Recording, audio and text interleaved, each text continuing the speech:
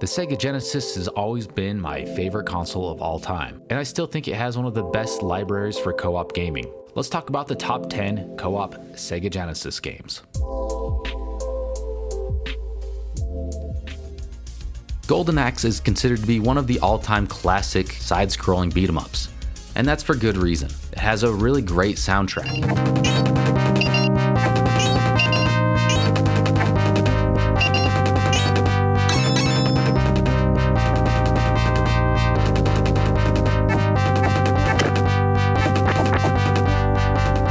The combat is really solid, and the characters are memorable. You can play as the dwarf, the warrior, or the female warrior. I don't really know what the term is for this.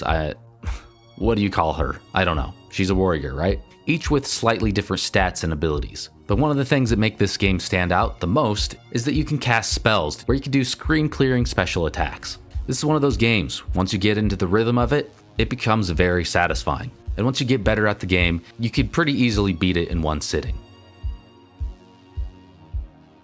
Zombies Ate My Neighbors is another top-down run-and-gun shooter, but this one definitely stands out with its horror theme. You play as these two kids, which are the most 90s looking kids ever, and you gather various power-ups and take out all of the various horror-themed enemies. The objective of the game is to save as many humans as you can, and then move on to the next level. This is another one that's just very difficult, and I've yet to be able to beat it, but it's still one of my favorite co-op games on the Genesis. And one of the cool features about the Genesis version as opposed to the Super Nintendo version is that you get the map always on screen, so that will help you out a bit.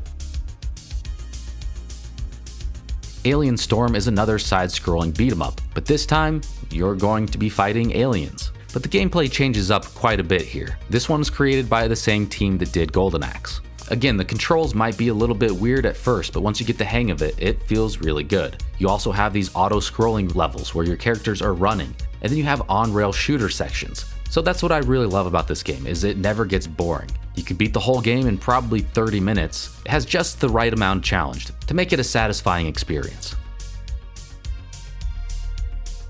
Rolling Thunder 2 is a side-scrolling run-and-gun platformer, but what makes this game stand out is that you can jump to various levels, as well as go in through doors. So this adds a little bit of strategy to the gameplay. The sequel added co-op, which is obviously why we're talking about it, and the Genesis version is a really great port of the arcade game, and it even added a few extra levels. This one's not necessarily a hidden gem, but it's a game that I don't hear mentioned very often when you talk about co-op Sega Genesis games. And that's a shame, because it is a really great game.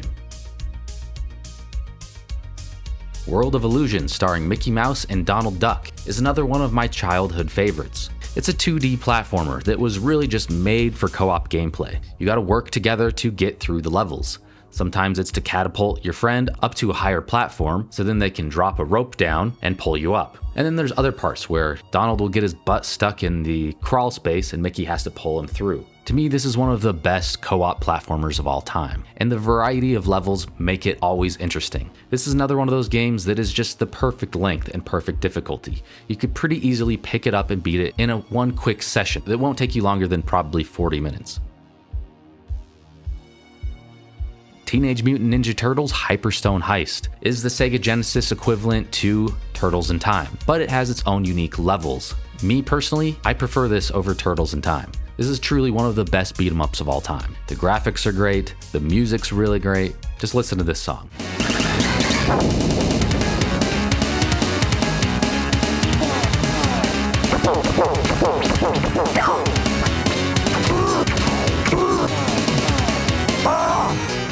But most importantly, the gameplay just feels really satisfying. And I love that they assigned the dash to a specific button. It just makes it a more seamless experience. If you grew up playing Turtles in Time but didn't really think about Hyperstone Heist, now is the time to try it out. You won't regret it. Contra Hardcore is a Sega Genesis exclusive, and to me this is my favorite of the Contra series. The Super Nintendo had the Alien Wars, which is also a really great game, but I kind of prefer this one. First, you get to choose between various characters. That's a nice bonus, but also just all of the levels have this really nice dark atmosphere that just really fits the vibe of the Contra games. Like most Contra games, this is an incredibly difficult game, but if you get a good co-op partner, each level that you beat is definitely going to be very rewarding. so I gotta put Contra Hardcore high up on this list. It's definitely one of the best co-op games on the Genesis.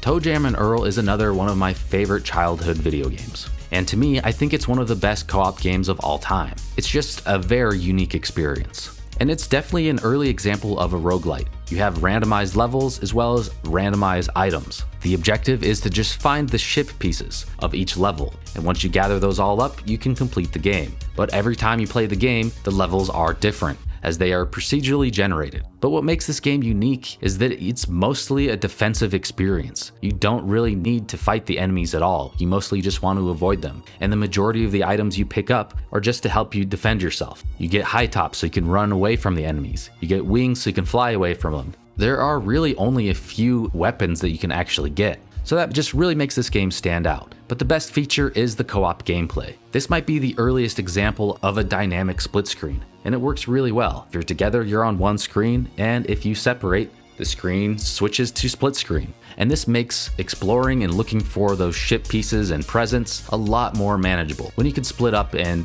cover more ground. And of course, we gotta talk about the music. Just listen to this.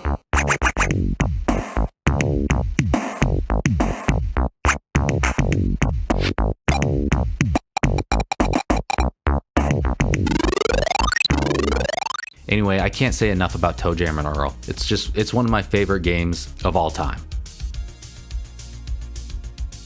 When it comes to run and gun platformers, I don't think many games can really compete with Gunstar Heroes. It's like Contra, but even more intense. When starting the game, the player can choose between either a free or fixed firing stance. The fixed stance makes it so you can't move and shoot at the same time, with the benefit being it's easier to aim, but you're not going to be able to avoid the enemies as easily, while the free stance makes it so you can run and shoot around freely. So it's nice to be able to have that choice. But one of the coolest features is that you can pick up various weapons and combine them with other ones to create unique combo attacks. The gameplay also changes up a bit. You have platforming, you have incredible huge boss fights, but you also have these parts where you're in a minecart and you're moving between the ceiling and the ground. There's a lot of creativity here in the level design, and this is another one with a really great soundtrack.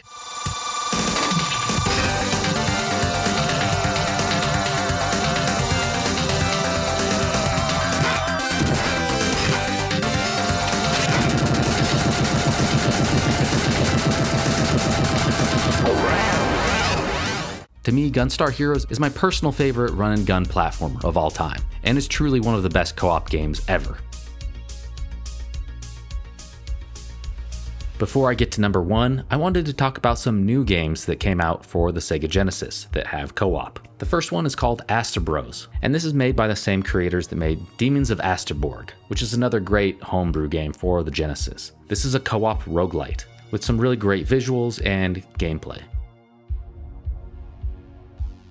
And then we had Xenocrisis, which is a top-down twin-stick shoot-'em-up, similar to Smash TV. This game has been ported to a bunch of retro consoles, from the Super Nintendo, the Dreamcast, to the Neo Geo, but it first came out on the Sega Genesis. And this game is just really impressive, visually and musically. I mean, listen to this music. It's one of my favorite soundtracks on the Genesis.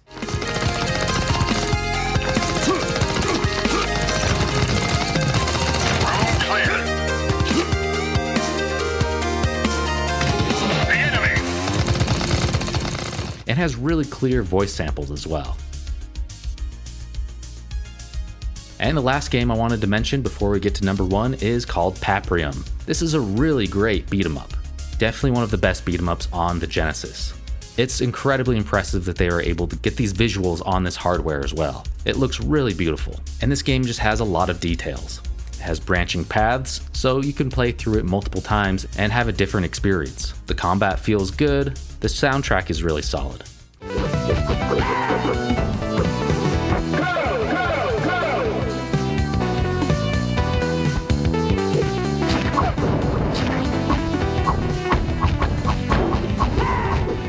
Everything about this, it's truly one of the best beat 'em ups on the Genesis. You can only play it on the Genesis as of right now, and you have to have the physical cartridge. So if you're able to do that, definitely try it out.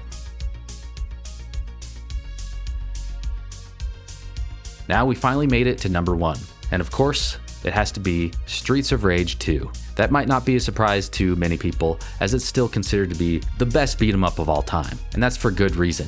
It just got everything right, from the combat, to the graphics, to the character selection, to the boss fights, and to the incredible soundtrack by Yuzo Koshiro. Just listen to these beats.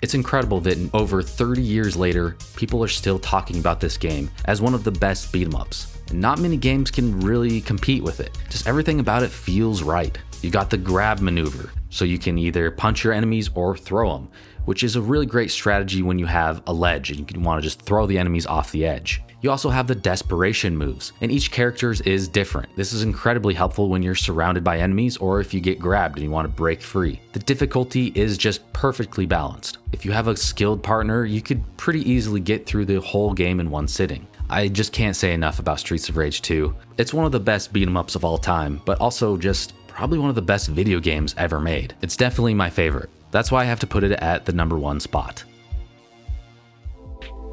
Those are my top 10 co-op Sega Genesis games. If you like this video, check out this video where we talked about every single co-op Sega Saturn game. And thanks for watching.